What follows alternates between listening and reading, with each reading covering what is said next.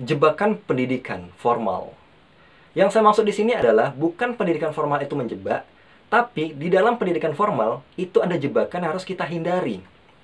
Seperti halnya, kita ambil contoh kuliah. Orang yang masuk kuliah dengan jurusan tertentu, lalu dia merasa dirinya paling tahu dan merasa paling pintar, merasa teori yang dipelajarinya paling benar. Nah, ini jebakan yang saya maksud.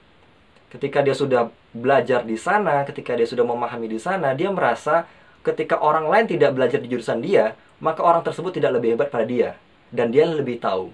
Nah, ini yang saya garis bawahi terhadap orang-orang yang mengambil jurusan atau belajar suatu hal dan merasa orang lain tidak lebih hebat daripada dia jika orang lain tersebut tidak pernah belajar di jurusan itu.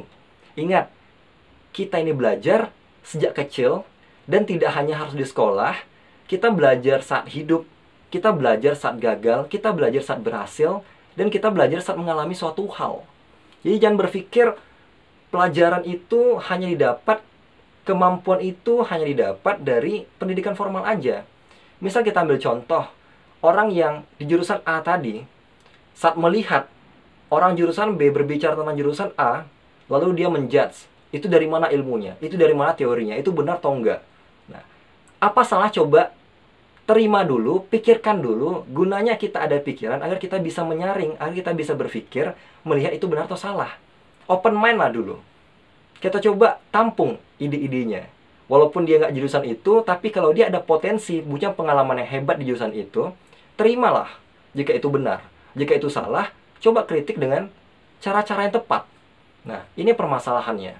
Untuk itu, bagi teman-teman kita semua yang pernah belajar di pendidikan formal, jangan merasa ilmu kita yang paling hebat. Jangan merasa teori kita yang paling tahu, teori yang kita pelajari. Jangan merasa kita yang paling pintar.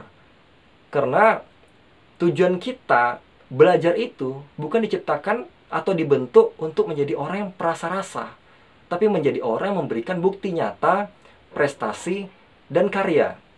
Oleh karena itu, ayo kita saling membuka pikiran, membuka mata, membuka telinga, menerima hal-hal baru. Jangan segan dengan ilmu-ilmu baru walaupun orang tersebut tidak sekolah, walaupun orang tersebut tidak kuliah. Ketika dia memiliki potensi di bidang Anda, terimalah. Karena belum tentu kita bisa sehebat mereka. Tiap orang punya potensi dan bakat masing-masing. Kita tidak bisa menilai orang dari pendidikan formalnya aja. Untuk itu, mari kita sama-sama hargai ilmu orang, kita sama-sama hargai pengalaman orang. Jangan hanya memandang tingkat kepintaran orang dari pendidikan formalnya aja.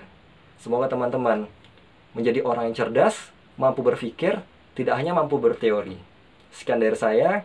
Assalamualaikum warahmatullahi wabarakatuh.